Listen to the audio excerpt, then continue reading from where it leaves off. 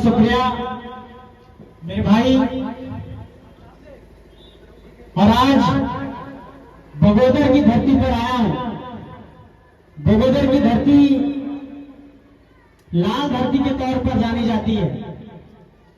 महेंद्र बाबू ने काफी संघर्ष किया यहां पर। आज वो हमारे बीच नहीं है और माना जाता है कि कॉमरेड की भर्ती रही है, तो मैं उनको अपना नमन करता हूं, प्रणाम करता हूं, झारखंडी जोहार करता हूं।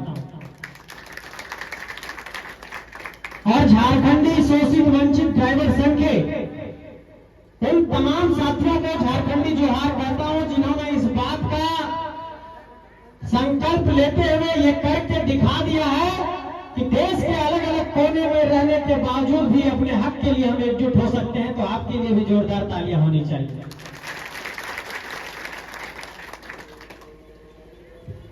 मेरे साथियों, आप सब जिस पेशे में हैं और जिस तरीके का आप लोगों ने संगठन बनाया है, जो सोच आप लोगों ने यहां पर प्रदर्शित किया है, मैं आप लोगों को यह बताना चाहता हूं कि पूरे दुनिया में, पूरे देश में अगर कहीं की किसी की अर्थव्यवस्था चल रही है, अगर कोई समाज चल रहा है, अगर कोई देश चल रहा है, अगर कोई राज्य चल रहा है, अगर कहीं पर खाने पीने का सामान एक दूसरे से जा रहा है, आवश्यक वस्तुएं जा रही हैं, जो FMCG हम लोग कहते हैं, उसको अंग्रेजी में कहते हैं फास्ट मूविंग कंज्यूमर गुड्स, जितना बिस्किट, तेल, चावल, ये सारी चीजें आपने इतने ट्रक से अलग अलग माध्यम से जाता है।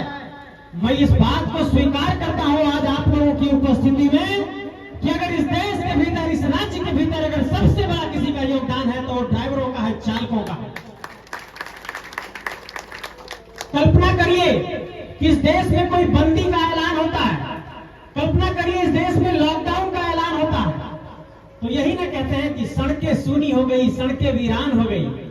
ड्राइवर जब अपने स्टीयरिंग पर नहीं बैठता है तो पूरा देश समाज में सन्नाटा छा जाता है, और जब अपने हक के लिए लड़ने लगता है तो उसकी गर्जना बहुत दूर तक जाएगी। इस बात का भी हमको विश्वास है।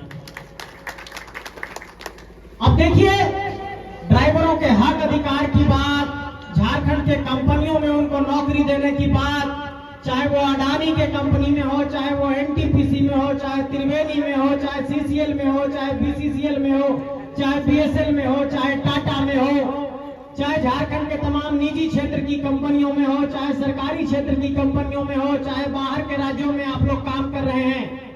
लेकिन सबसे पहले इस बात को सरकार को समझने की जरूरत है कि ड्राइवर समाज का एक आईना है।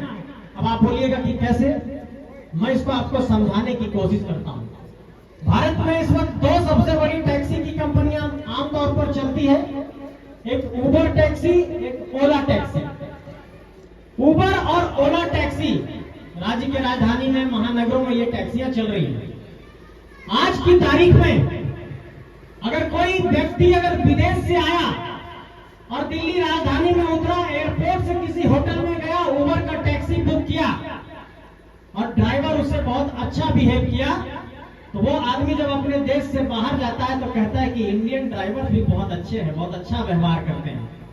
और जब कोई दूसरी घटना घट जाती है, कोई अप्रिय घटना घटती है, तो पूरा ड्राइवर समुदाय पर वो सवाल खड़ा होता है।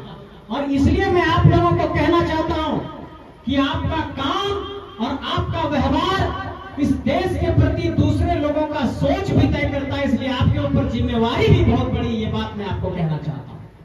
जिम्मेवारी क्यों बड़ी है?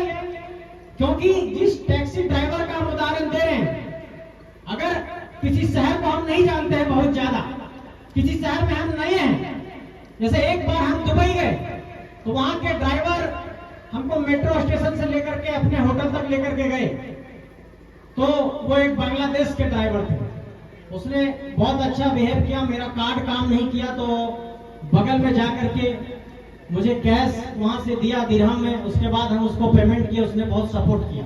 एक धारणा बनी कि ड्राइवर बहुत अच्छा है। हम ये कहने की कोशिश कर रहे हैं कि एक ड्राइवर का व्यवहार समाज में इस बात को प्रदर्शित करता है और इस बात पर ड्राइवर के प्रति धारणा को विकसित करता है कि हमारे समाज में किस तरीके के ड्राइवर हैं, किस तरीके के चालक हैं।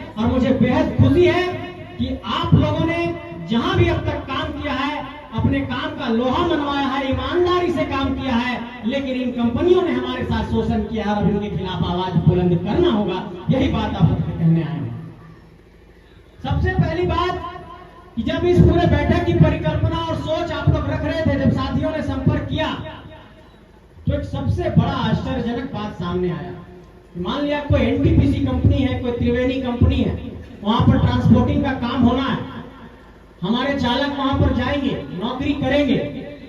तो जब हम नौकरी करेंगे एनटीपीसी के अंदर, त्रिवेणी के अंदर, तो त्रिवेणी और ड्राइवर के बीच संबंध होना चाहिए। बीच में दलालों का एक बहुत बड़ा सिंडिकेट है, इस दलाल की प्रथा को खत्म करना होगा।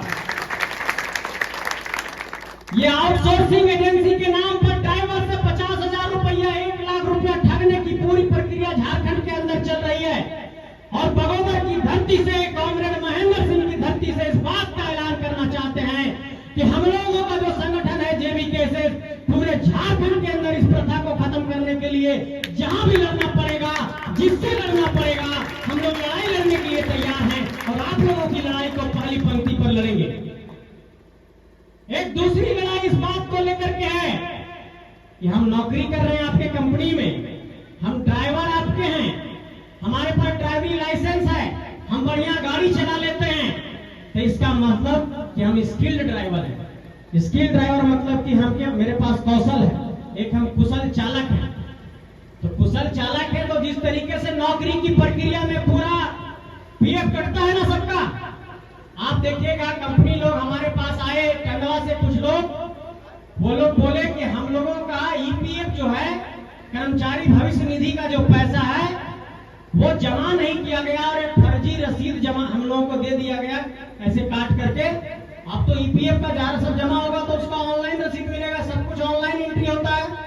उन लोगों का फर्जी रसीद बना करके उनको दे दिया गया और लगभग उसमें 434 मजदूर के साथ इस तरह से उन लोगों ने किया। तो हम ये कहना चाहते हैं कि जो भी हमारे ड्राइवर साथी, हमारे चालक साथी झारखंड के अंदर काम कर रहे हैं, उनका ईपीएफ कटना चाहिए, कर्मचारी भविष्य निधि का पैसा प्रॉपर जमा होना चाहिए, उसमें कोई धांधली नहीं होनी चाहिए और पूरा जो कंपनी है उसको एक एम्प्लॉय के तौर पर, एक कर्मचारी के तौर पर जो पूरी कागजी प्रक्रिया है सैलरी स्लिप के साथ दे, इस बात का भी हम यहां से मांग करना चाहते हैं।